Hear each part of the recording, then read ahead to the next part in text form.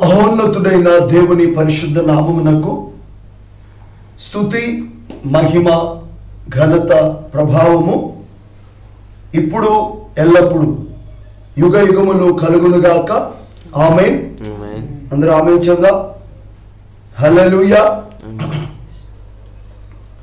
ప్రభువునందు ప్రియమైన దేవుని పిల్లలారా, దేవుడు మిమ్మల్ని అందరినీ ఆశీర్వదించునుగాక.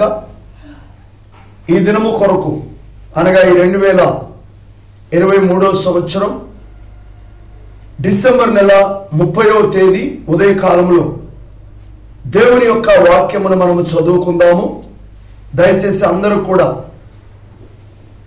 మీ యొక్క పరిశుద్ధ గ్రంథములను తీసుకొని కీర్తనల గ్రంథము 150వ అధ్యాయము 5వ వచనం మాత్రమే చదువుకుందాం.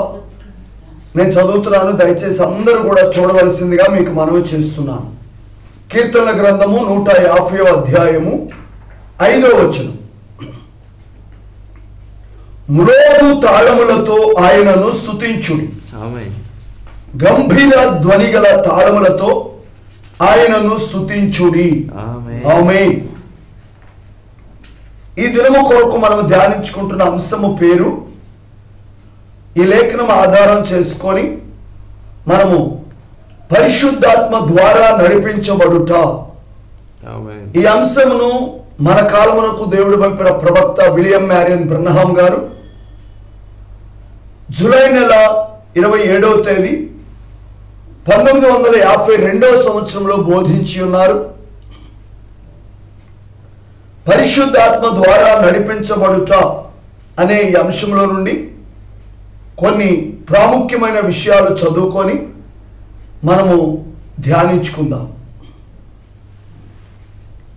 సాతానుడు వచ్చి అయితే అనును, అతడు దేవుని వాక్యమునకు ఎల్లప్పుడూ ప్రశ్న వేయును. నీవు దేవుని కుమారుడు అయితే ఈ రాళ్లను రొట్టెలుగా మార్చుమని ఆజ్ఞాపించు.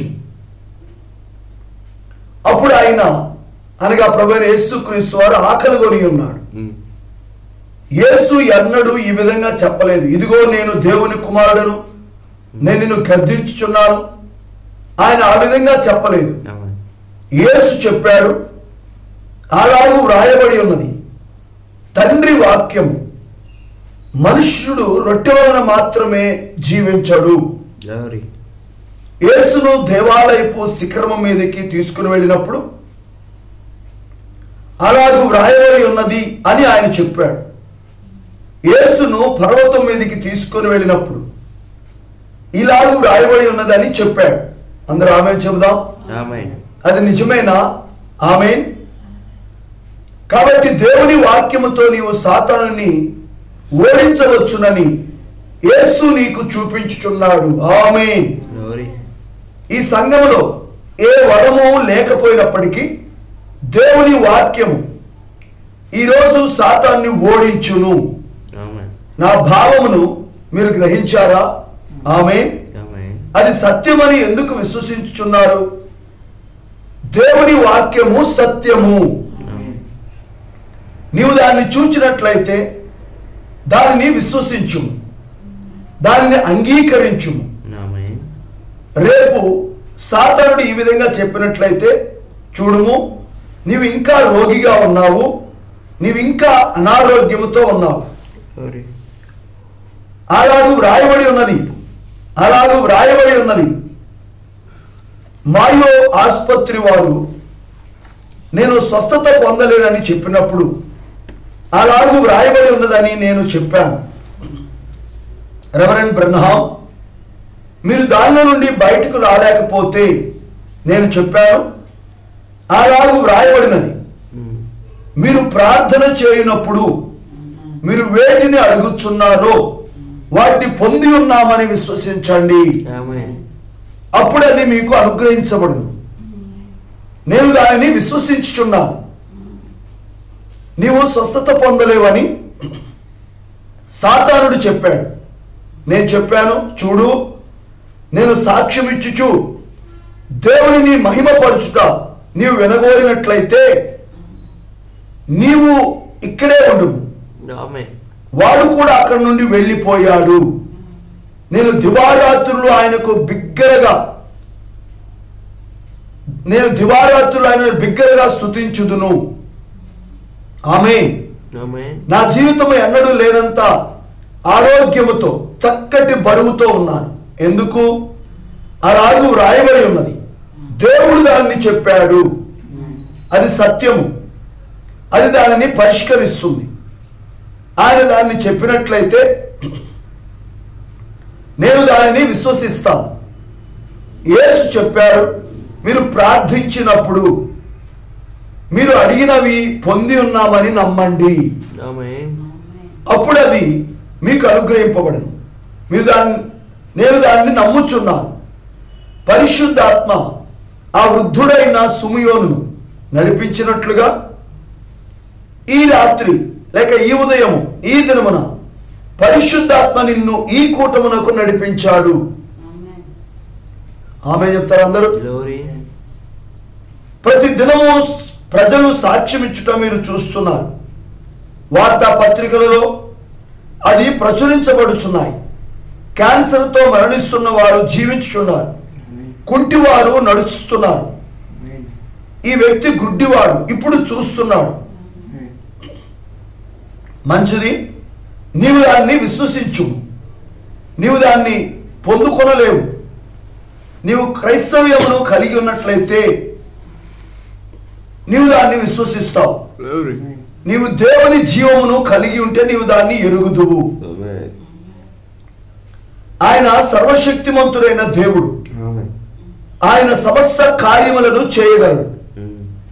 ఆయన సమస్త కార్యములను చేయలేకపోతే ఆయన సర్వశక్తిమంతుడైన దేవుడు కాదు. ఆయన సర్వశక్తిమంతుడు. ఆయన కుమారుడైన యేసుక్రీస్తు నిన్న నేడు నిరంతరము ఏకరీతిగా ఉన్నాడు. నేను దానిని విశ్వసించుచున్నాను. నీవు విశ్వసించట్లేదా? నేను కూడా విశ్వసించుచున్నాను. ఆమేన్. ప్రార్థించుకుందాం. అందరూ కూడా తలలు వంచి కళ్ళు మూసుకున్నట్లయితే ప్రార్థన చేసుకుందాం. ప్రతి ఒక్కరు కూడా ప్రార్థనలో ఏకీభవించవలసిందిగా మనం చేస్తున్నాం. జీవాధిపతివైన మా యేసు ప్రభువా, పరిశుద్ధుడైన మా తండ్రి, పరిపూర్ణుడా, సజీవుడా, సర్వశక్తిమంతుడా, ఆకాశ మహాకాశములను పట్టజాలని మా ప్రియ పరలోకపు తండ్రి, ఈ ఉదయకాలపు ఆరాధనలో మీరు మమ్మల్ని ప్రేమించి మాకు అనుగ్రహించిన చక్కని సమయాన్ని బట్టి మేమెంతగానో మిమ్మల్ని సన్నతించుచున్నాము దేవా. ఈ దినము నాకు మీరు అనుగ్రహించిన జీవవాక్యము కీర్తన గ్రంథము 150వ అధ్యాయము 5వ వచనము మేము చదువుకొని, అయ్యా ఈరోజు మాకు మా ప్రభువా ఏర్పాటు చేసినటువంటి శ్రేష్టమైనటువంటి దేవుని మాటలు ప్రభువా పరిశుద్ధాత్మ ద్వారా నడిపించబడుట అనే అంశములో నుండి కొన్ని విషయాలు చదువుకోవటానికి మాకు సహాయం చేసినందుకు మేమెంతగానో మిమ్మల్ని స్తుతిస్తున్నాము దేవా. చదవబడిన ఈ మాటలను మా కొరకు దీవించి మాకు అర్థమయ్యే రీతిలో కొద్ది నిమిషాలు మీరు మాట్లాడమని యేసుక్రీస్తును ఉన్నతమైనటువంటి మీ నామములో ప్రార్థిస్తూ ఉన్నాము తండ్రి. ఆమేన్.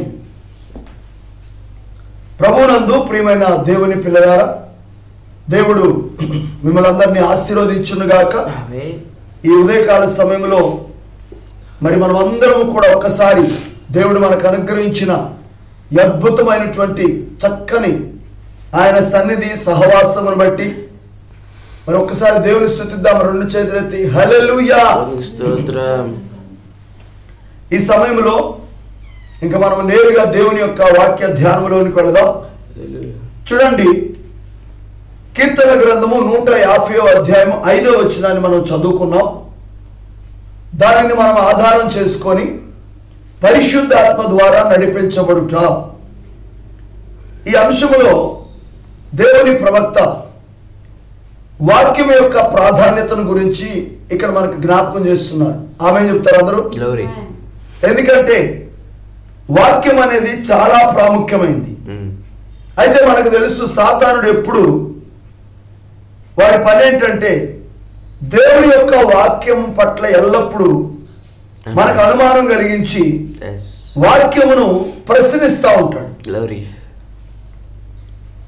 అది యేసుక్రీస్తు వారి జీవితంలో కూడా మరి ఆయన భూమి మీదకి వచ్చినప్పుడు ఆయన 40 రాత్రులు పగళ్ళు ఆయన ఉపవాసం ఉండి ఆయన ముగించబడిన తర్వాత ఆకలి కొన్నాడు.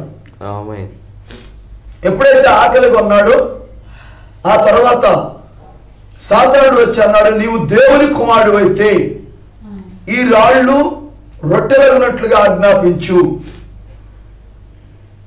ఇప్పుడు అక్కడ ప్రశ్న వేస్తున్నాడు. వెంటనే యేసుక్రీస్తు వారు ఏం చేశారు?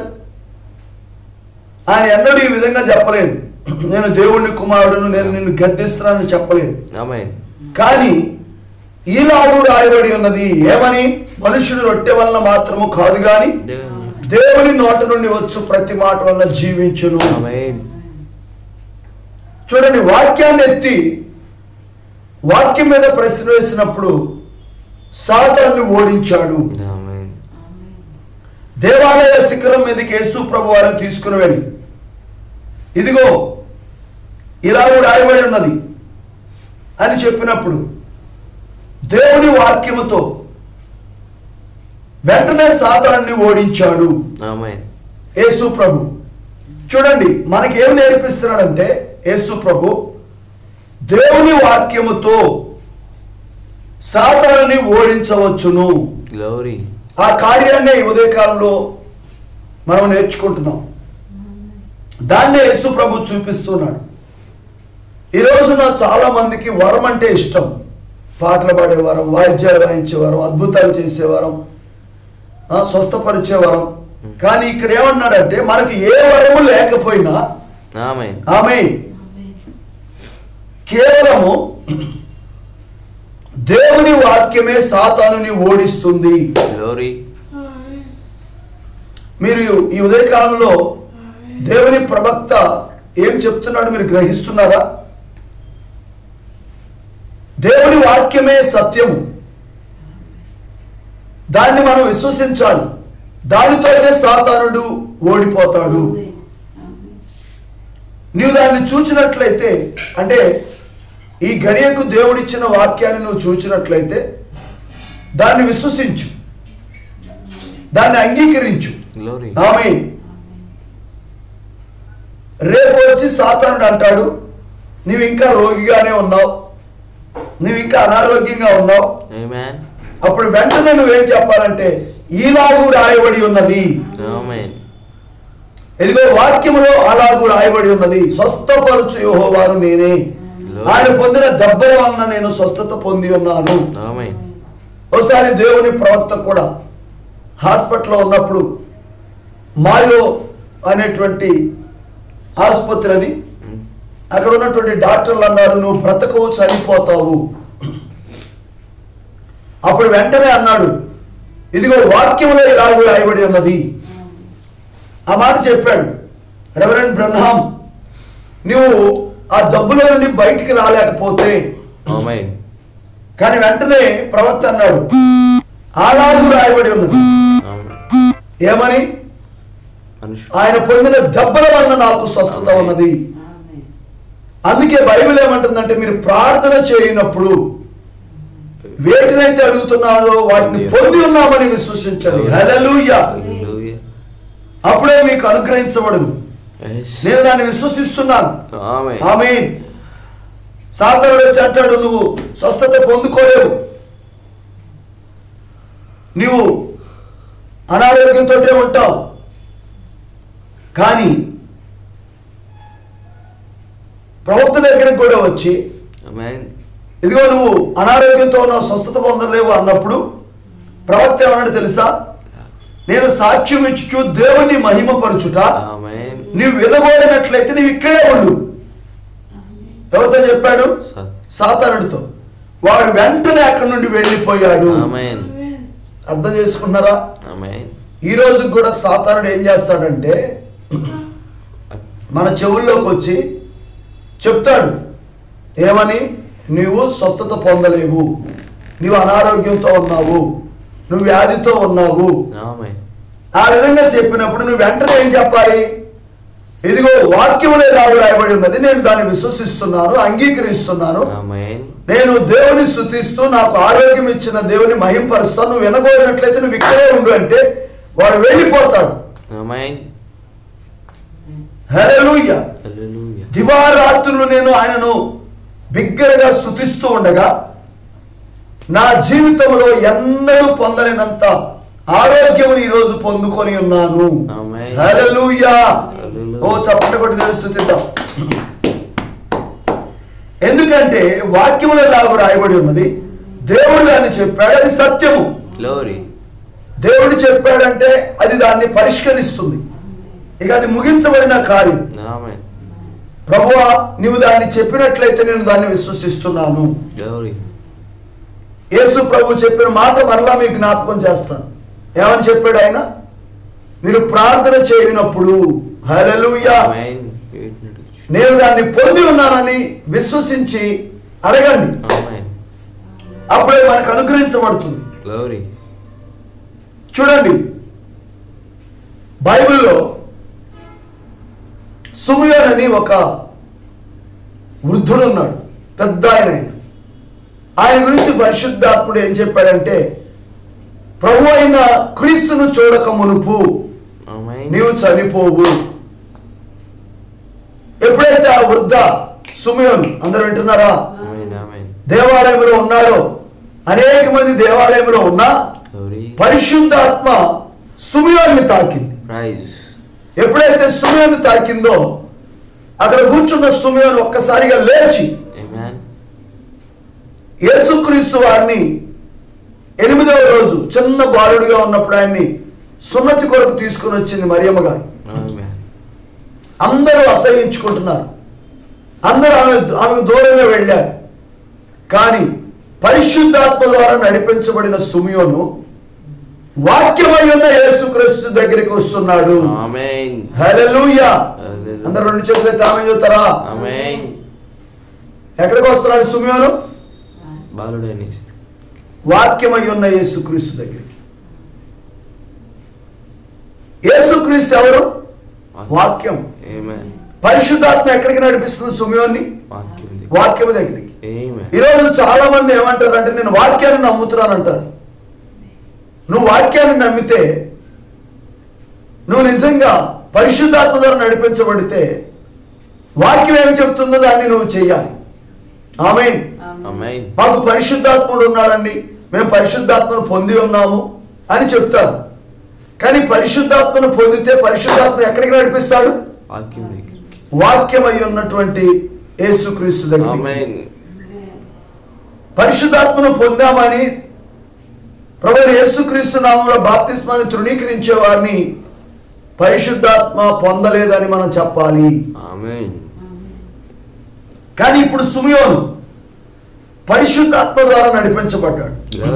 ఈ ఉదయ కాలంలో కూడా నేనేమంటున్నానంటే, మిమ్మల్ని మీ కుటుంబాలతో దేవుని సన్నిధిలో కూర్చోబెట్టింది పరిశుద్ధాత్ముడే. చేతులెత్తి ఆమేన్ చెప్దాం. హల్లెలూయా. ఒక మనిషి కాదు, మీరు చేయలేరు దాన్ని. దేవుని పట్ల, దేవుని వాక్యం పట్ల, దేవుని సన్నిధి పట్ల, దేవుని ఆరాధించాలని, దేవుని మహింపరచాలని, దేవునికి మొదటి స్థానం ఇవ్వాలని, మన కుటుంబాలతో కలిసి దేవుణ్ణి ఆరాధించాలని ఈ ప్రేరేపణ ఇచ్చింది ఎవరండి? పరిశుద్ధాత్ముడే. దేవుని ప్రవక్త జీవితంలో కూడా ఆయన ప్రపంచమంతా కూడా తిరుగుతూ దేవుని ఆత్మచేత నింపబడి అనేకమైనటువంటి అద్భుత ఆశ్చర్య కార్యాలు, చనిపోయిన వారు లేవటం, గుడ్డి వారు చూడటం, కుంటి వారు బాగవటం, ఇదంతా ప్రజలు చూస్తున్నప్పుడు, క్యాన్సర్తో మరణించే వాళ్ళు ఆ క్యాన్సర్ తగ్గిపోయి వారు బ్రతకటం, ఇదంతా చూసిన వారు దేవుణ్ణి విశ్వసించి ఓ దేవుణ్ణి స్తుతిస్తూ ఉన్నారు. నువ్వు నిజమైన క్రైస్తవుడు అయితే,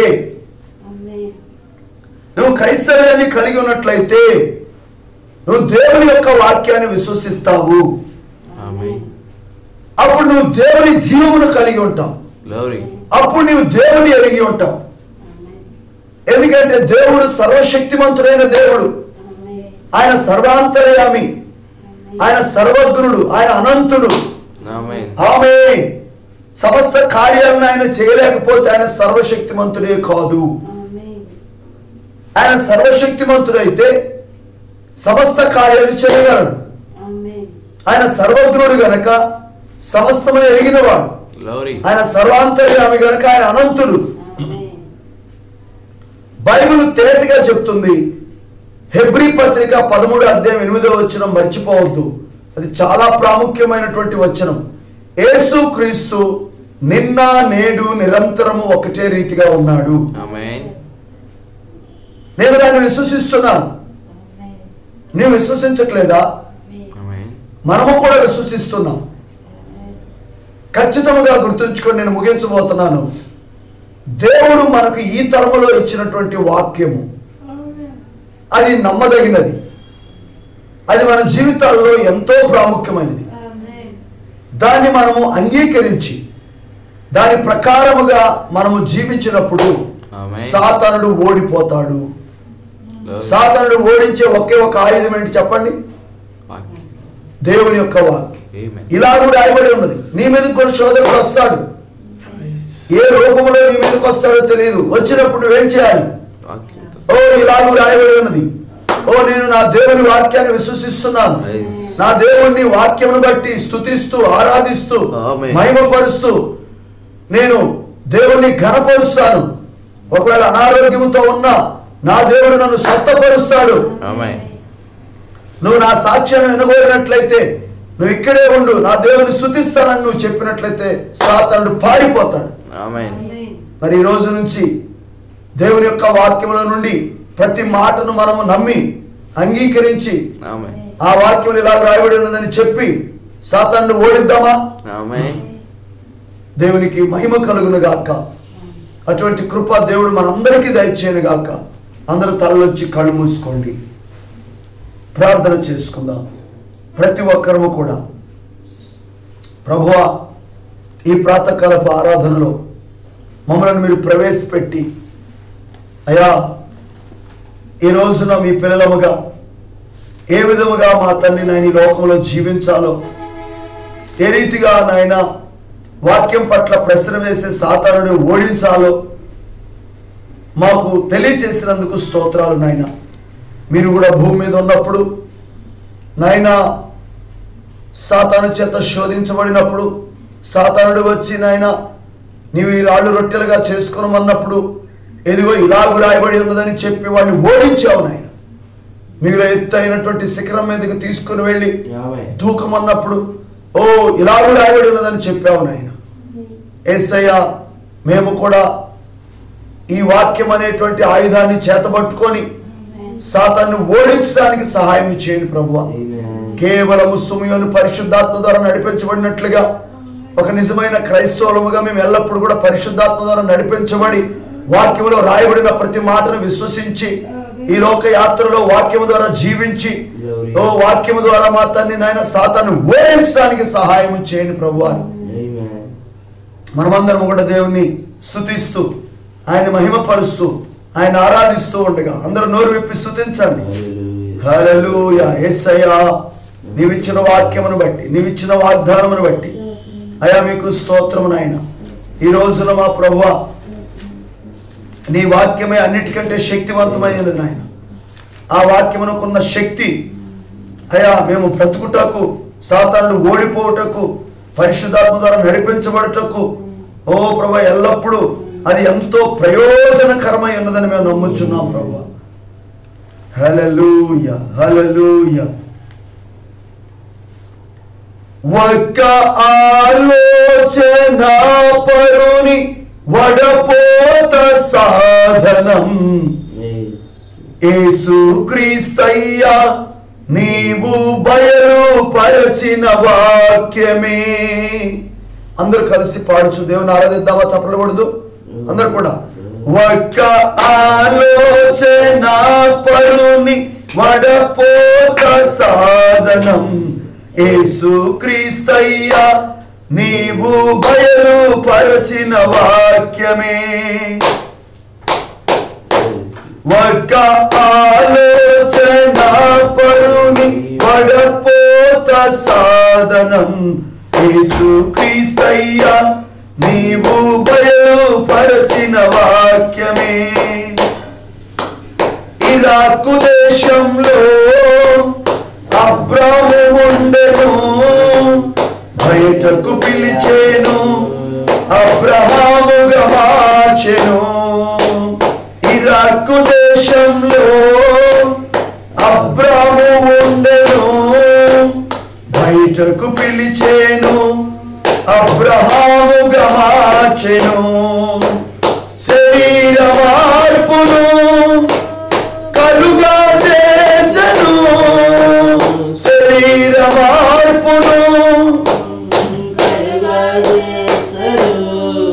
ఈ వడపోత సాధనం, ఈ వడపోత సాధనం గ్లోరీ, ఈ వడపోత సాధనం, ఈ వడపోత సాధనం.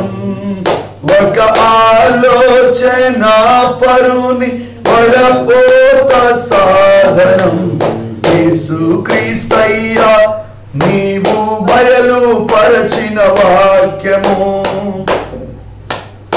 ఐగుప్తు దేశంలో యోసేపు ఉండెను, పాపము అంటకుండా ప్రత్యేకము ఉండెను.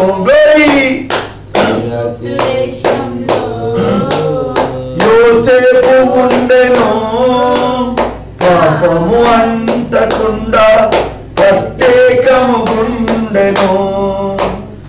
అన్యాసనతును అనుగ్రహించెను, అన్యాసనతును అనుగ్రహించెను.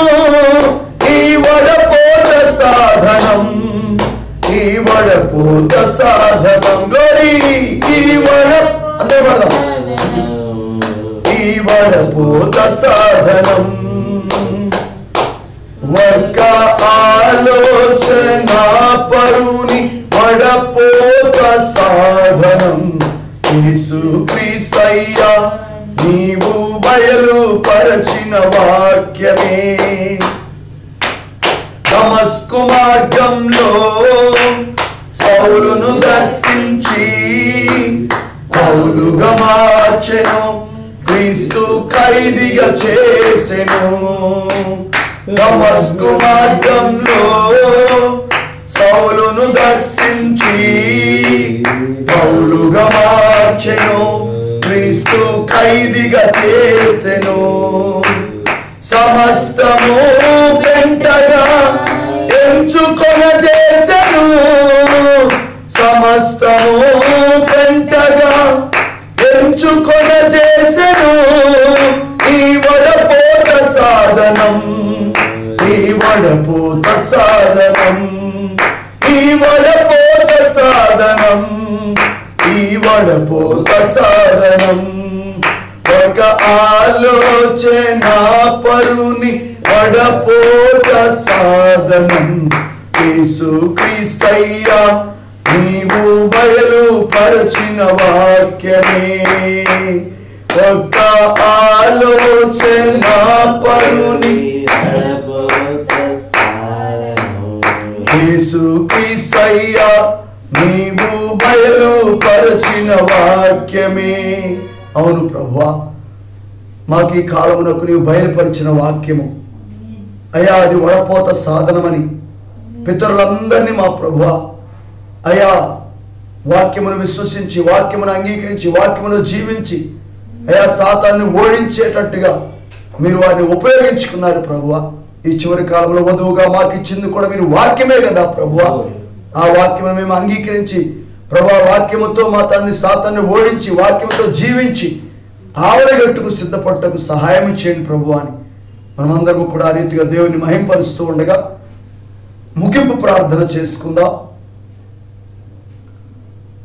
ప్రేమ కలిగినటువంటి మా ప్రియ పరలోకపు తండ్రి, పరిశుద్ధుడు అయినటువంటి మా దేవా, ఈ యొక్క ఉదయకాలపు ఆరాధనలో మా కొరకు మీరు సిద్ధపరిచినటువంటి జీవాహారము మాకు అనుగ్రహించినందుకు మేము ఎంతగానో మిమ్మల్ని స్తుతిస్తున్నాము దేవా.